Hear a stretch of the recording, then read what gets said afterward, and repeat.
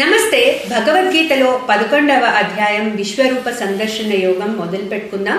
First శ్లోకం. అర్జున ఉవాచ మదనుగ్రహాయ పరమం గుహ్యమధ్యాత్మ సంజ్ఞితం యత్వయోక్తం వచస్తేన మోహోయం విగతో మమ. సో విభూతి యోగం కంప్లీట్ చేసిన తర్వాత ఈ భగవానుడితో అంటే ఆయన యొక్క విభూతులు గ్లోరీస్ అన్ని చెప్పారు భగవానుడు టు హెల్ప్ అవుట్ అర్జున. అంటే తనకి ధ్యానానికి ఉపాసనకి హెల్ప్ అయ్యే విధంగా ఆయన విభూతులన్నీ చెప్పారు.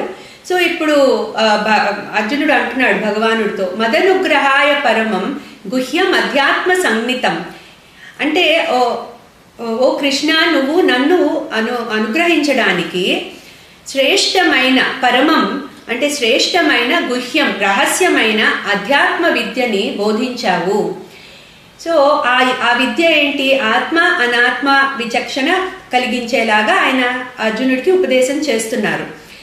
నెక్స్ట్ ఏమంటున్నారు? యత్వయోక్తం వచస్తేన మోహోయం విగతో మమ. సో నీ చేత చెప్పబడిన ఈ అధ్యాత్మ విద్య ఏదైతే ఉందో శ్రేష్టమైనది గుహ్యమైన ఈ అధ్యాత్మ విద్య నా యొక్క మోహాన్ని తొలగించింది అని చెప్తున్నాడు అర్జునుడు. సో అర్జునుడికి మోహం ఎందుకు వచ్చింది? రెండు రకాలుగా మనం చెప్పుకున్నాం. అర్జునుడి మోహం with respect to the self and with respect to the duty. So with respect to the self ఎందుకు?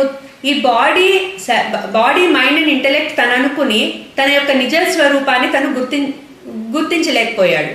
సో అదొకటి with respect to the self. Next with respect to the duty ఏంటి? తన స్వధర్మాన్ని మర్చిపోయి యుద్ధంలో కనుక తన వాళ్ళని సంహరిస్తే తనకి పాపం తగులుతుంది అని భావించాడు.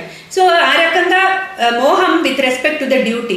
సో ఈ రెండు అడ్రస్ చేస్తూ భగవానుడు ఇప్పటిదాకా అర్జునుడికి ఆత్మతత్వము, స్వధర్మము, అలాగే స్థిత ప్రజ్ఞత, ధ్యాన యోగము, కర్మయోగము ఇవన్నీ చెప్పుకుంటూ వచ్చారు.